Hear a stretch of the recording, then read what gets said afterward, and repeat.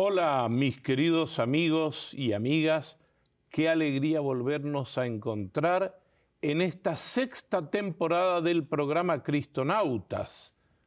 Navegamos en Cristo.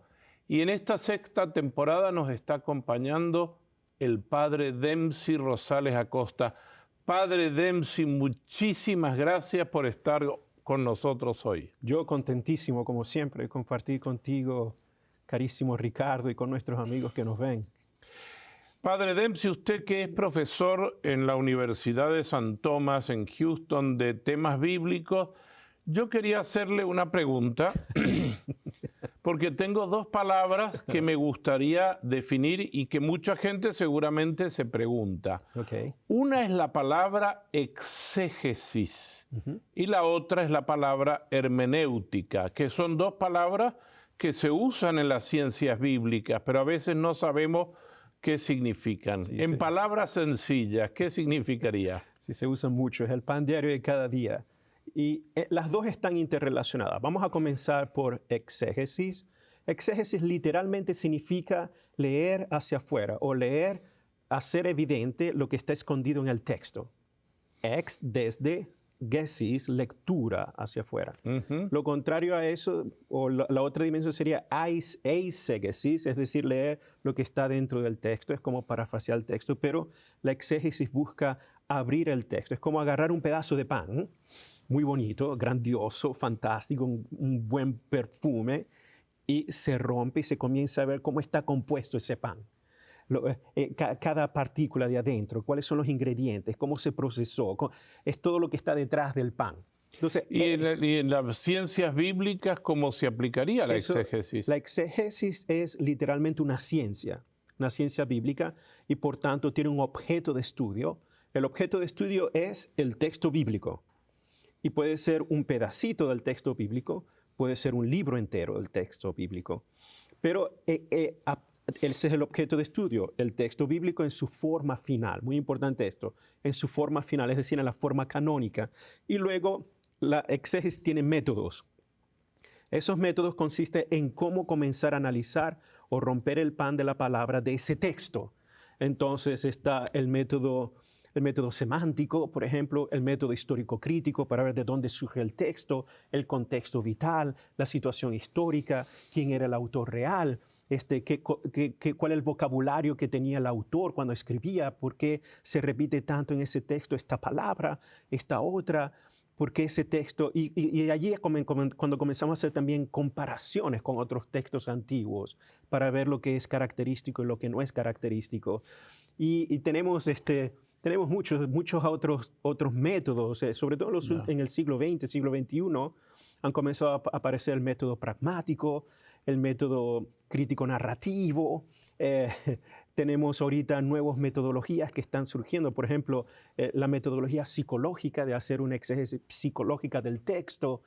Y aquí vamos, ¿no? Pero el objetivo es que lleva un método preciso y se estudia de manera rigurosa siguiendo los pasos de este método. Muy bien, pero yo lo preguntaba porque cuando hacemos Lección Divina, lo primero que, tal como nos narró tan bellamente en la Verbum Domini, su santidad, el Papa Benedicto XVI, de feliz memoria, que dice que el primer paso es la lectura, que no es solamente leer el texto, sino leerlo con todo lo que contiene, o sea, buscar todos los elementos, verbos, personajes, geografía, por qué se escribió, en dónde se escribió eso.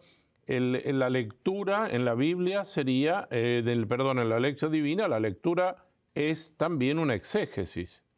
No tan rigurosa. No tan rigurosa, no, pero necesita ser por lo menos un mínimo de conocimiento del texto. El punto básico, sea para la lectura orante, sea para la exégesis, sea para la hermenéutica, es siempre la lectura atenta del texto bíblico. Porque, repito, el texto bíblico es el objeto de estudio, es el centro de lo que tenemos que investigar, de lo que tenemos que analizar, de lo que tenemos que meditar. Ese es el centro, no mi imaginación, no mis prejuicios, no mis ideas preconcebidas que luego que luego yo obligo al texto a adaptarse a mí. No, absolutamente no. La dinámica es al revés. Eso que usted está diciendo para mí es vital. Cuando hacemos la Lección Divina, mucha gente termina de leer una paráfrasis, un breve texto o un salmo, lo que sea, y dice, a mí este texto me dice, no, momento, primero vea qué dice. Exacto. ¿Qué dice el texto? Exacto. Y ese es el objetivo de la exégesis, es siempre descubrir el sentido original y la intención original del autor real del texto. No lo que yo quiero que el texto diga. No, es al contrario, lo que dice el texto objetivamente. Y por eso se usa la metodología. ¿Y la palabra hermenéutica? Sí, ahí es donde entramos. Ahora es el segundo... Sencillamente para nuestro pueblo fiel y para mí también. Hermenéutica viene de... Hay un verbo griego que se usa mucho. Incluso en las escrituras está. Marcos lo usa, por ejemplo. También Juan lo usa. Hermeneuo. Hermeneuo. El verbo hermeneuo en griego puede significar explicar, interpretar o traducir. Entonces, explicar, interpretar o traducir. De hecho, hermeneo significa, muchas veces cuando leemos, por ejemplo, Marcos o el Evangelio de Juan, dice, por ejemplo, Juan, y era Mesías, que quiere decir Cristo. O sea, esa explicación... Cuando leemos en castellano, que quiere decir, es el verbo hermeneuo. Hermeneuo está Christos, por ejemplo. Así es como aparece en el texto. Interesante. Pero ¿qué pasa? Hermenéutica literalmente es interpretación. Y aquí es donde estamos en problemas, ¿no? Porque todos nosotros, todo ser humano, ejercemos hermenéutica sin darnos cuenta. Si leemos un periódico, estamos interpretando, esta persona dijo esto y esto, y comenzamos a hacer nuestra interpretación de la noticia. Interpretamos lo que dice, que papá dijo esto, o mamá dijo esto. Sí, pero de verdad no quería decir eso, quería decir esta otra cosa. Nosotros somos, todo ser humano tiene implícitamente la capacidad de interpretar algo. Eso es hermenéutica. Y por eso la hermenéutica, de manera seria, se debe fundar en la exégesis. Entonces, si no hay exégesis, no puede haber hermenéutica. La exégesis es bastante... Sí puede haber exégesis sin hermenéutica hasta cierto punto, pero es muy frío, es muy científico, es hechos históricos, filológicos, ¿no? Pero entonces viene ahora, después que hacemos todo este estudio, ¿qué cosa quiere decir para la fe? ¿Qué cosa quiere decir para la historia de la iglesia? Para la tradición, para la vida pastoral. Para mí. Exacto, para mí. Pero seriamente, entonces cuando comienzo a interpretar utilizando las bases, las conclusiones de la exégesis. Bueno. Es muy interesante. Y eso es lo que vemos, por ejemplo, si ustedes agarran un comentario bíblico serio, van a encontrar una sección exegética, filológica, el contexto vital, pero luego dice comentario. El comentario, es la hermenéutica basada en esa exégesis. Nosotros podemos hacer hermenéutica del texto bíblico, claro que sí, sin hacer exégesis. Pero ahí es cuando tenemos los problemas. Es que yo siento que el texto me dice a mí y eso es lo que es. Eso es hermenéutica, sí, claro que sí. Pero hay que tener mucho cuidado con estos prejuicios, estas preconcepciones que nosotros forzamos al texto. Sí. ¿No? Bueno, de todas maneras ya tenemos dos grandes vías para la Lección Divina. Sí. La exégesis en la lectura y cuando pasamos a la meditación, que me dice el texto a mí, exacto, podemos usar esto. Y yo quise empezar con esto porque me parece que es parte de lo que usted enseña y es un biblista. Y bueno, y ahora vamos a ver cómo interpretamos y cómo leemos con exégesis y hermenéutica un texto que yo no sé si tengo cuestionamientos, me gusta, está en el libro del Éxodo, cuando los israelitas habían salido de Egipto y llegan al desierto, y obviamente en el desierto no hay nada para comer. Y entonces se quejaron a Moisés, nos sacaste de Egipto donde había unas cebollas deliciosas y unos melones que eran sabrosos para morirnos de hambre y sed aquí en el desierto. Y dicen que desde ahí, entiendo yo, empieza el maná, a caer el maná. Sí. ¿Dónde está eso en la Biblia? Está en el libro del Éxodo, precisamente cuando salen de la esclavitud y van en camino hacia el Sinaí, y luego después del Sinaí, cuando comienzan los 40 años del desierto, por ejemplo, el libro de Números, ¿no? Y el maná es una especie, bueno, se le clasifica como una especie de pan, pero no es verdad, no es un pan propiamente dicho, no es que hay una harina que se procesa, se amasa y se pone en el horno, no, es como una especie de hojuelas. Una escarcha. Sí, hojuelas pequeñas, más o menos con la consistencia de una semilla, que y comienza a bajar del cielo y cada día que pasa tienen una ración para cada día. Es increíble.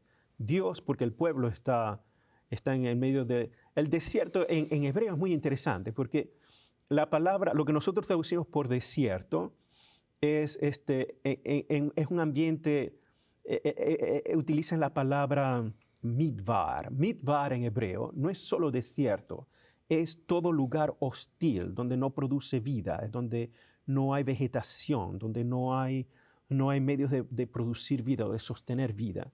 En inglés es interesante porque está la palabra desierto, pero está la palabra wilderness, en lo que es salvaje, en lo que es árido, en lo que es lo que no es favorable para mantener o sostener la vida de una persona.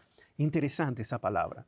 Y precisamente allí es cuando Yahvé, al escuchar el clamor del pueblo, actúa como un papá, como una mamá que da de comer, ¿no? De hecho, da de comer. Y como providente. Claro, la providencia no deja que su pueblo muera de hambre en la situación más extrema posible. Y lo ha hecho continuamente por no solo ese periodo de cuando salen de Egipto al Sinaí, sino también durante los 40 años.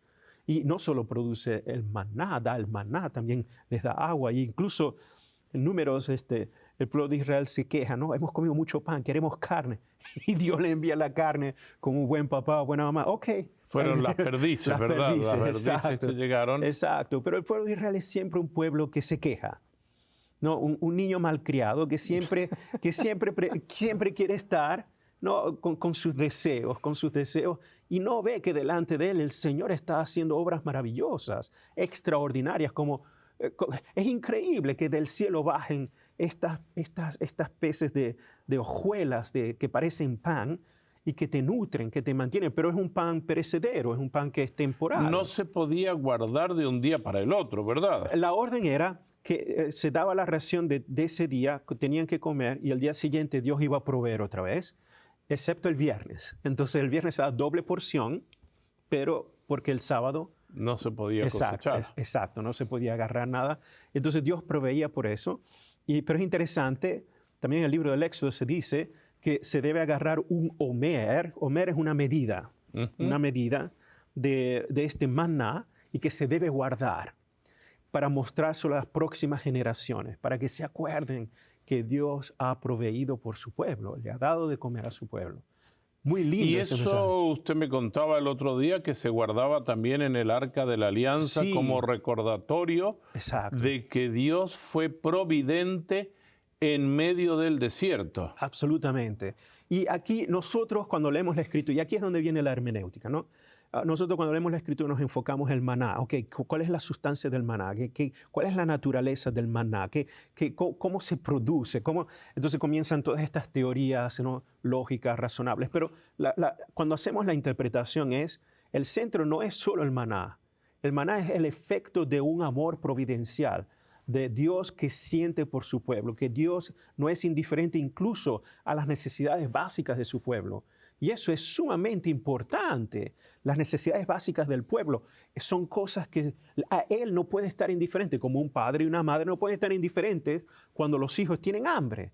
Y es allí cuando esa es la belleza de ver esa relación de amor que provee, que atiende, que asiste, que educa, ¿no? Es fantástico. Me llama mucho la atención esto de que el maná era la ración del día, y si uno guardaba más, ¿qué pasaba? ¿Se le ponía feo eso? Eso tenemos que especular un poco. Eso es especulación. Sí. Pero no se podía guardar la ración de mañana, salvo el viernes, que el sábado, sí, como no se podía hacer trabajo, pero digamos, de domingo a jueves había una ración diaria, sí, y el que quería guardar más ¿No sería eso? Ahora yo me paso de la exégesis a la hermenéutica, Sí, a la interpretación. no que a una interpretación, y es muy personal. Claro. ¿No será que Jesús nos está diciendo no acumulen más de lo que necesitan? Es probable. Lo que yo lo veo de esta otra manera, sí, es aceptable, pero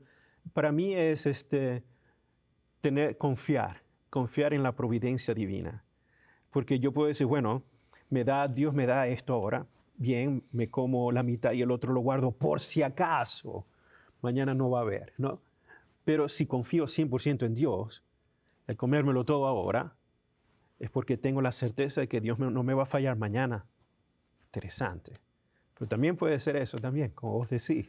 Pero, por ejemplo, Jesús utiliza esto también cuando enseña la oración principal del cristiano, que es el Padre Nuestro. Exacto. Y dice, el pan nuestro de cada día.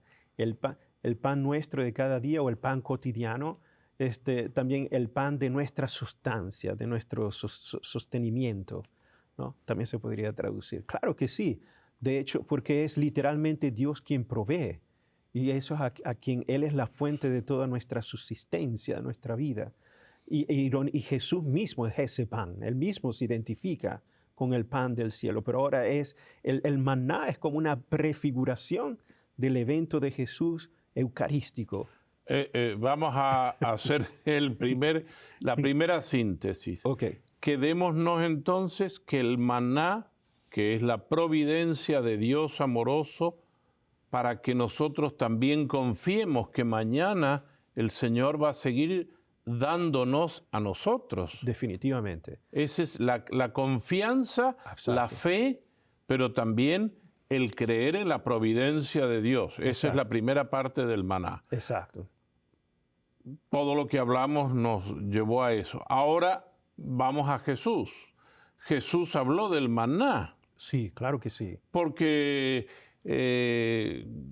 Jesús les dijo a los fariseos, vuestros padres comieron el maná en el desierto y perecieron, pero el que come del pan que yo le daré tendrá vida eterna. Uh-huh.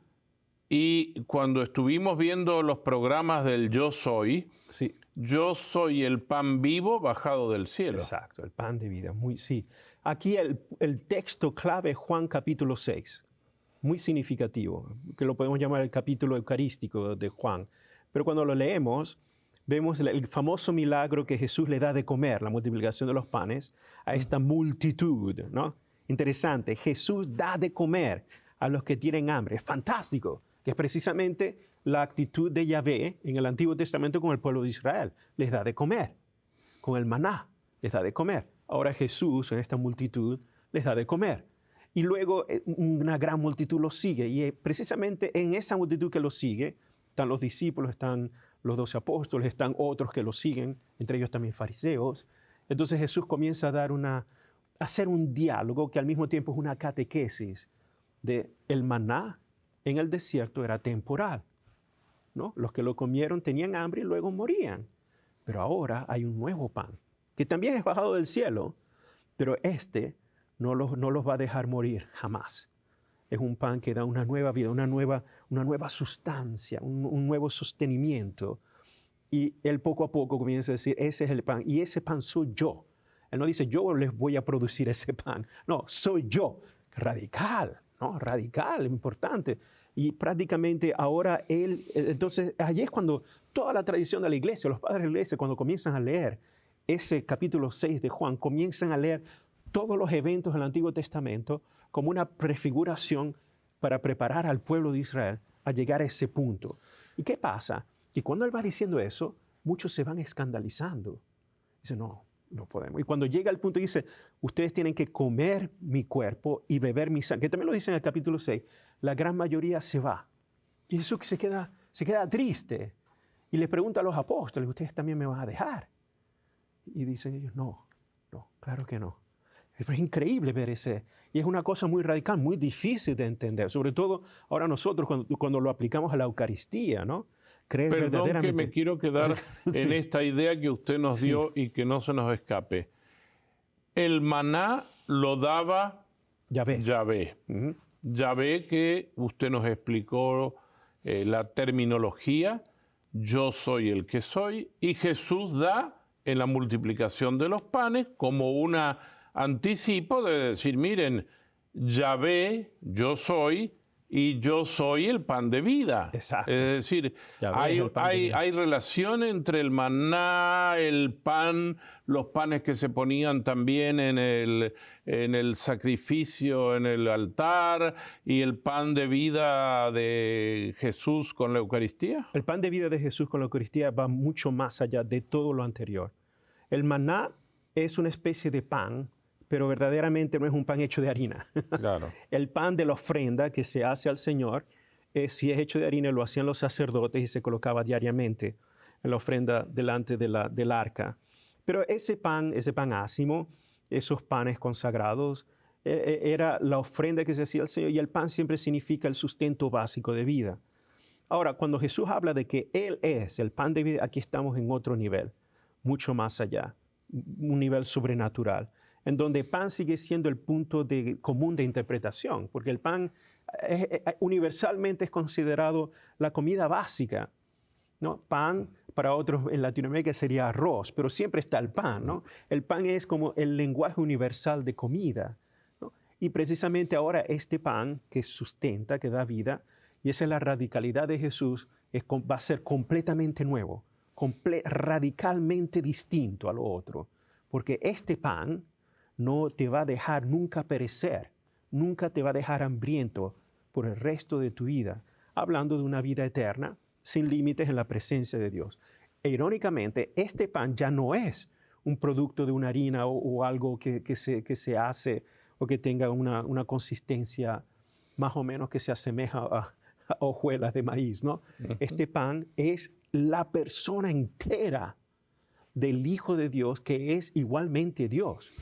Totalmente radical, no Por hay eso, nada que se asimile. Cuando el sacerdote en la comunión nos entrega la comunión, dice siempre la palabra el cuerpo de Cristo. Exacto. Corpus Christi en latín. Sí, para indicar no solo que es el cuerpo, sino también la persona entera de Jesús en la hostia consagrada. Es toda la persona de Jesús allí. Entonces, el maná pasa a una nueva prefiguración con la multiplicación de los panes, pero estos panes son panes que nos comemos nosotros y después temporales. Sí, temporal. Pero llega al clímax supremo, ya dices sobrenatural. Claro. El que come mi carne y bebe mi sangre tendrá vida eterna. Exacto.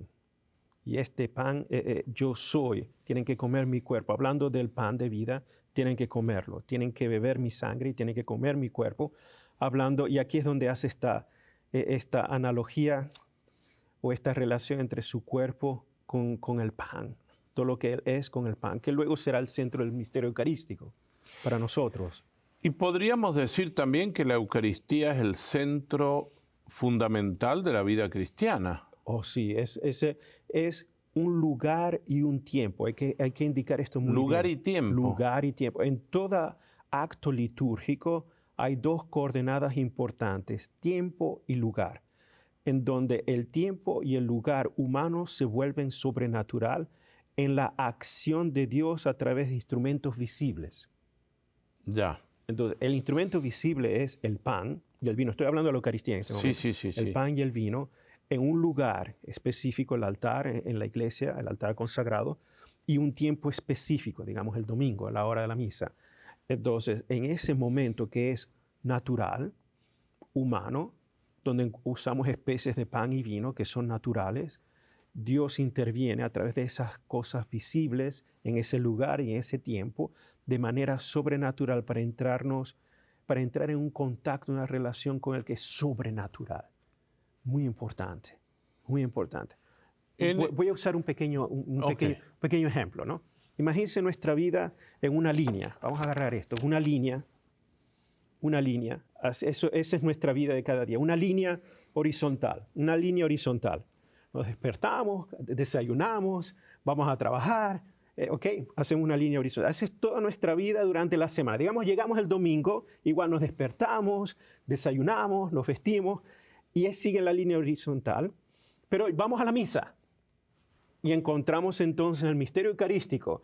En ese momento, nuestra línea horizontal es insertada por otra línea vertical.